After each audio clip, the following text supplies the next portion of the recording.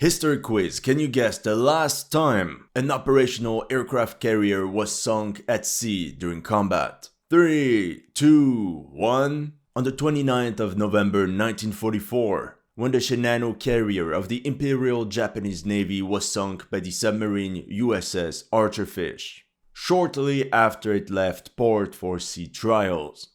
The reason I'm telling you this is because of the upcoming climatic battle over Taiwan that could change this answer, with a possible clash between China's People's Liberation Army Navy and the United States Navy. And as we speak, both sides are secretly polishing their torpedoes. China currently has two operational aircraft carriers, the Liaoning and the Shandong. The third one, the Fujian, is undergoing sea trials. Here from Naval Technology. Once operational, the Fujian will be the third largest aircraft carrier class in service around the world. And that's not all. In September 2024, for the first time in history, the PLAN deployed all three of its aircraft carriers at sea at the same time. And if that wasn't enough, the Chinese Navy is now building a fourth aircraft carrier. Within a couple years, China will be able to release its fourth shipment of the apocalypse onto the sea. And unlike the others,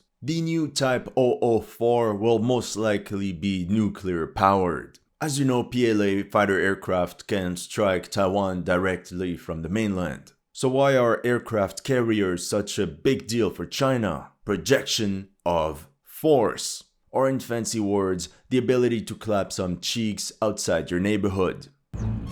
Oh shit! China. Give me your stuff.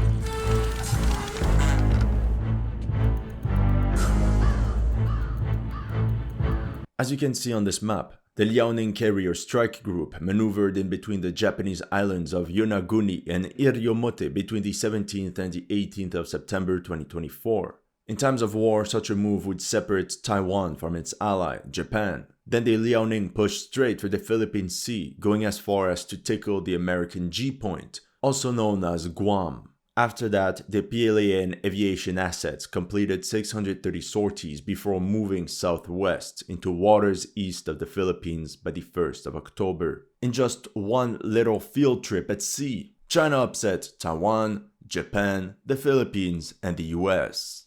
Chinese efficiency 4 in 1.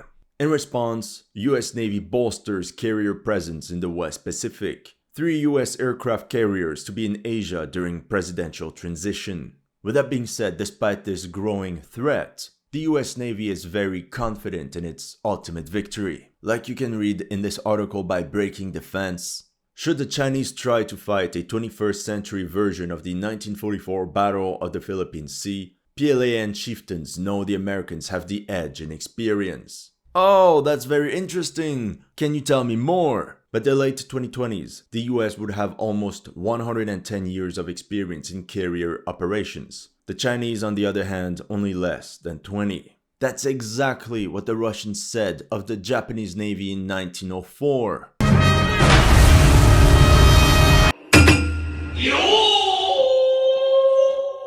So in this video, we will focus on the latest developments of the PLAN, aka the Chinese Navy, and analyze how they plan on keeping the aircraft carriers of the US Navy and its allies at bay. Welcome to History Legends, and here are the latest news from the Asia-Pacific front. If you're new to this channel, make sure to like and subscribe. As you know, some of my videos have been targeted with limited or no ads. So make sure to check out my Patreon or PayPal to keep the show running. Thank you to everyone that has already helped, and welcome to the headquarters. China Military Online, the official publication site of the PLA, published an article about the Liaoning carrier group on the 31st of October, right on time to spook the Americans. It was stated that in late October, the Liaoning carrier group executed blue water combat exercises, during which dual carrier formation drills were completed with the Shandong carrier group. The size of the dual carrier fleet, including at least 2 submarines not captured in the image, is about 300,000 tons, which is double that of Taiwan's entire navy, or 150,000 tons, and almost the same as all the vessels of the South Korean Navy. Although both the Liaoning and Shandong carriers have been commissioned for a couple years now, it was not until this October that the PLAN decided to execute such maneuvers. This came 4 years after the Shandong carrier reached initial operating capability back in October 2020, and 1 year after it achieved full combat readiness. As a reminder, initial operating capability comes after commissioning a warship, contrary to the PLAN's methodical approach. For example, the Indian and British navies both executed dual carrier formation drills less than 2 years after their second carriers were commissioned. And let's just say that it didn't end well. Here in February 2024, HMS Queen Elizabeth cancels departure due to propeller problem. 1 week later, Royal Navy cancels departure of HMS Prince of Wales at the last minute. Do you understand? The UK's brand new aircraft carrier couldn't even leave the shore. What an unmitigated disaster. Knowing the Royal Navy, the solution will be to recruit even more diversity, equity, and inclusion political commissars. Jokes aside, the more significant takeaway from the PLA's publication are the Shenyang J-15 carrier fighters, aka the workhorses on PLAN carriers. Out of the 31 J-15 present in the photo, at least 13 J-15T were present. The J-15T, which is also called J-15B by some, is an upgraded variant of the J-15A or Flying Shark. But instead of gray, their nose cones are painted white, most likely in honor of Tony Montana. Yeah, you didn't know that, but she is a great fan of that movie. Now, I told you about projection of force in the introduction. The J-15 has a combat radius with full internal fuel that would enable a reach of over 1,200 kilometers. So 600 kilometers one way, perform combat missions, and then 600 kilometers back. But if we factor in the 200 kilometer range of an air-launched YG-83K anti-ship missile, the effective combat range of the J-15 is 800 kilometers. For example, if we take the position of the Shandong on the 28th of October 2023, its carrier-based aircraft can strike anywhere in Taiwan, but it can also launch anti-ship missiles against Japan's entire chain of islands, including all of Okinawa, which is home to a US naval base. Thus, the Shandong can create an entire interdiction zone east of Taiwan. Now, this J-15T variant has just been officially announced by CCTV and is on display at the 2024 Zhuhai Air Show, China's international aviation and aerospace exhibition. The most significant upgrade from its predecessor is the transition from using a pulse Doppler fire control radar to an active electronic scan array radar, while skipping the intermediate passive electronic scan array radar. There's no reliable information regarding Chinese radar specifications, but the enhancement of radar capability due to the upgrade is estimated at a scale factor of 2. Look, the Chinese know that the best things in life come in pairs. This results in doubling of detection range, number of tracking targets, and number of concurrent targets for engagement, as well as gaining much stronger electronic warfare resistance. The latest radar system is allegedly comparable to the AN APG-79 AESA radar equipped by the American FA-18 Super Hornet, which is the workhorse of US carrier strike groups. The updated radar system will also allow the J-15T to access the latest air-to-air missile arsenal, including the PL-10 SRAM, meant for aerial supremacy, aka dogfighting, and the long-range PL-15 and PL-17 LRAM, unlike the J-15A, which was only able to use the outdated PL-8 SRAM and PL-12 MRAM. The PL-12 has a shorter range compared to the latest iteration of the American AIM-120 LRAM, while the Chinese PL-15 and PL-17 both outrange the American AIM-100. The maximum takeoff weight of J-15 carrier fighters has been a frequently debated topic, as you can see in this publication. Although the J-15 can take off a ski jump with full MTOW, the limiting conditions, including the carrier speed and takeoff distance on the carrier deck, reduces the flexibility of fighter launch operations. It is likely that the J-15T has the WS-10BC domestically produced turbofan engines installed in place of the original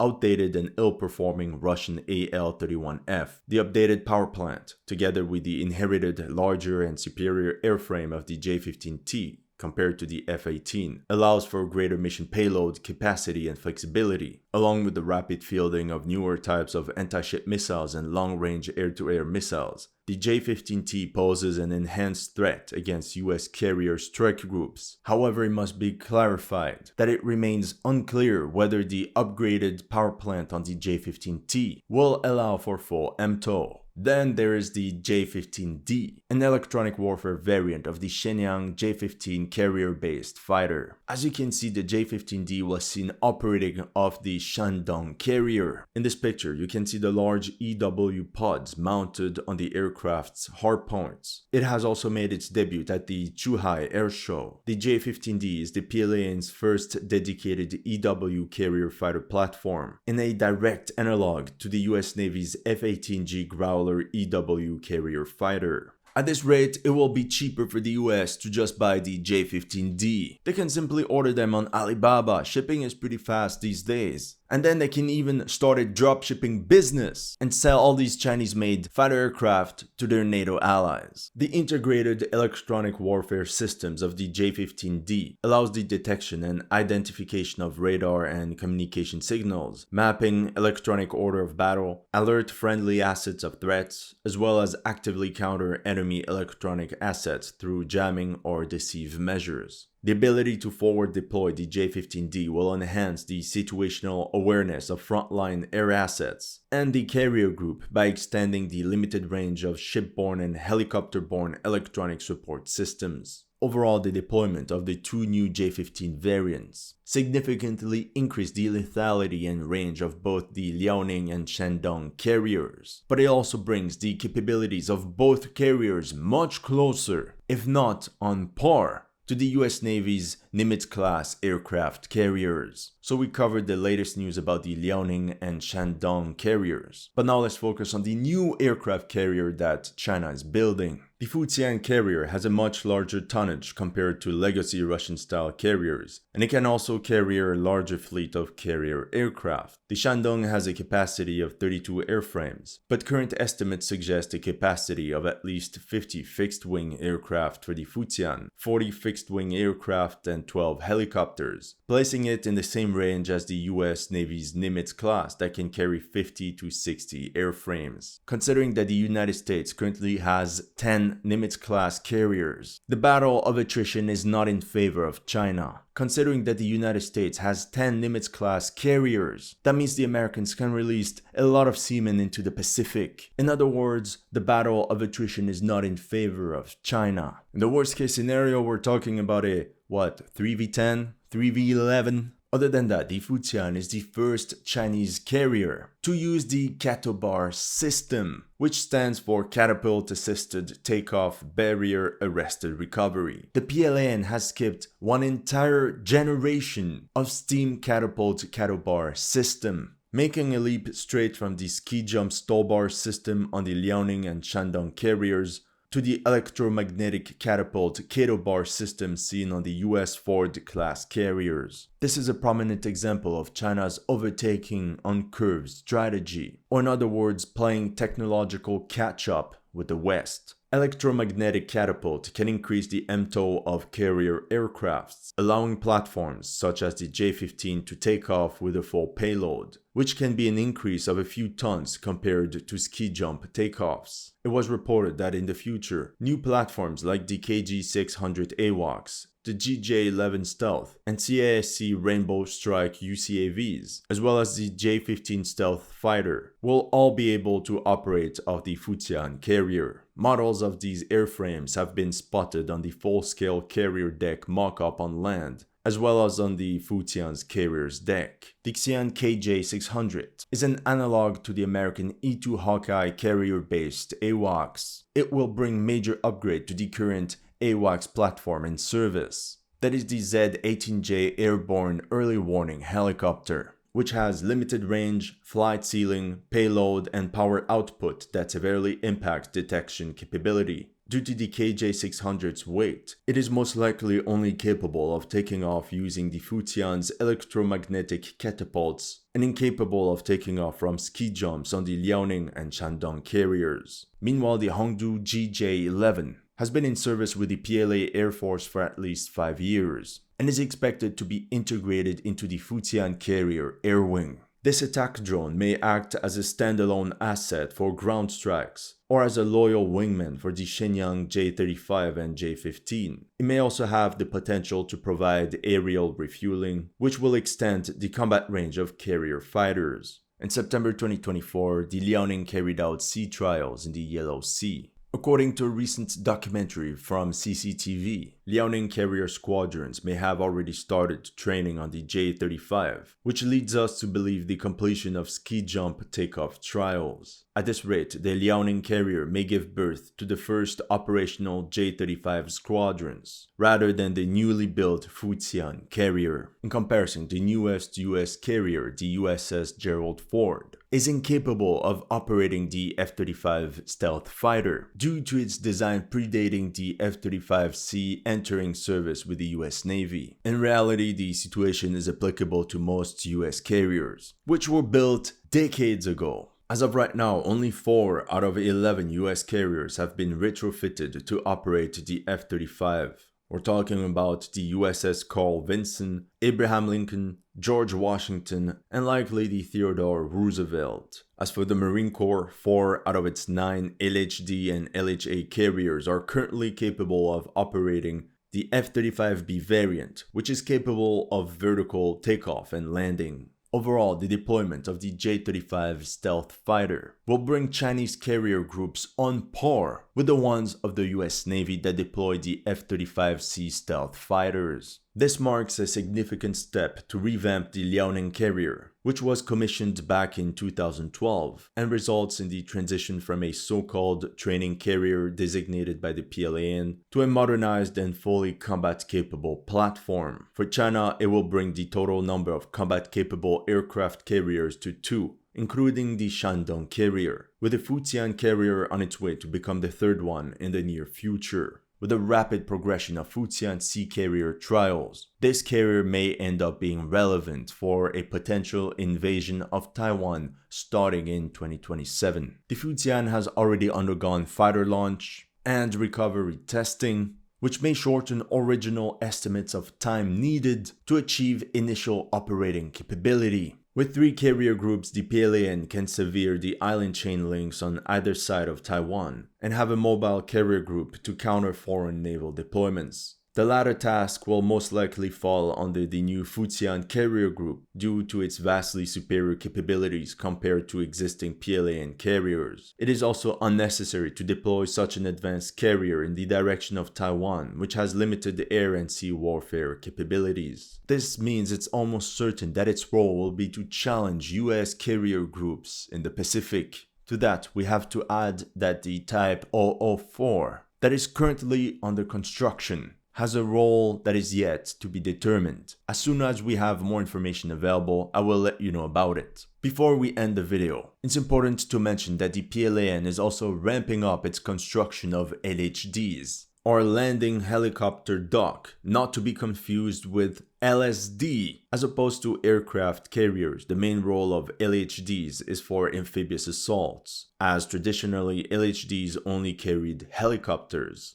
But this changed when vertical takeoff and landing aircrafts like the Harrier and F-35B were developed. In short, LHDs can fill in the role of aircraft carriers when necessary, but to a limited degree since they can carry much fewer fixed-wing aircraft. The PLAN commissioned 3 Type 075 LHDs of the Yuxian class in 2021, the Hainan, the Guangxi, and the Hanhui. And a 4th Type 075 is currently undergoing outfitting in Shanghai. At the same time, the Hudong Chonghua shipyard is now building a new class of LHDs. Can you guess the name? That's right, the Type 076. Very original, I know. Here's a close-up satellite view of the first of the Type 076 class vessels on September 27, 2024. Once completed, the Type 076 will be the world's largest amphibious assault ship. From left to right, you can see a side-by-side comparison of a Type 075 LHD under construction, the still under construction Type 076 in the middle, and lastly the Fujian aircraft carrier. As you can see, it's pretty self-evident how girthy the Type 076 actually is.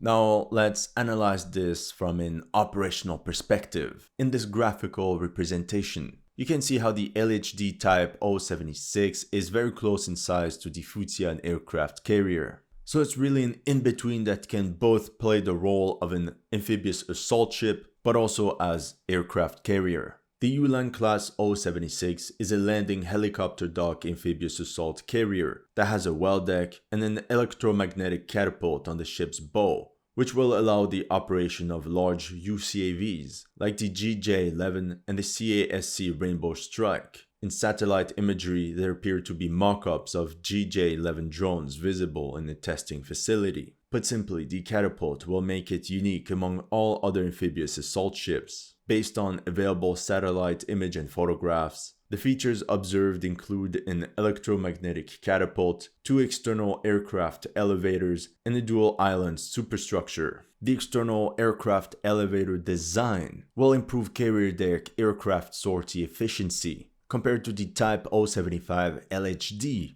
which only has internal and stern elevators. The dual island structure design, which is utilized on the UK's Queen Elizabeth class carrier, may improve sortie efficiency and the redundancy of carrier deck sortie command and control in case of the damage of one of the superstructures. Judging by the current progress, the 076 is expected to be launched towards mid to late 2025. The typical duration for fitting out after launch of amphibious assault ships and carriers is about 1 year, and it will take another half a year for sea trials, so the ship may be commissioned in 2027. The time frame for the 075 LHD to achieve initial operating capability was about 1 year, so we can expect the 076 to gain initial operating capability between 2027 and 2028. Since the PLA's Air Force doesn't operate VTOL aircraft that could beef up the air wing of its current carriers, what is the purpose of this new LHD?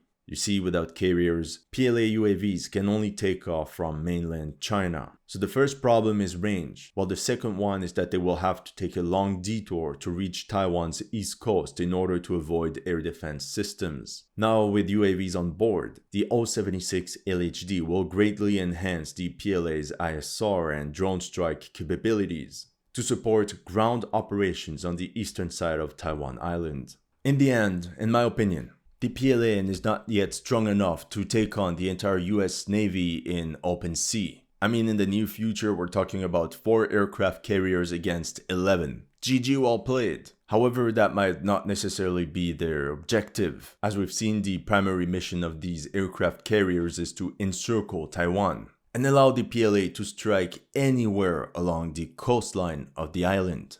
But the second objective is to deter foreign nations from getting involved, using their aircraft carriers as potential tools for retaliatory strikes. Aircraft carriers can also play a significant role from a geopolitical perspective for China's projection of force in the South China Sea or even as far as the Indian Ocean. We can also think that with Trump entering office on the 20th of January, China wants to know if they will face a transactional Trump ready to make a deal, just like he demonstrated between Russia and Ukraine, or if they will face a hostile and confrontational Trump. That's all I have for you today. Let me know in the comment section what you thought of my analysis. If you're new to the channel, make sure to like and subscribe. And if you want to support my work, make sure to check out my Patreon or PayPal. The links are in the description below.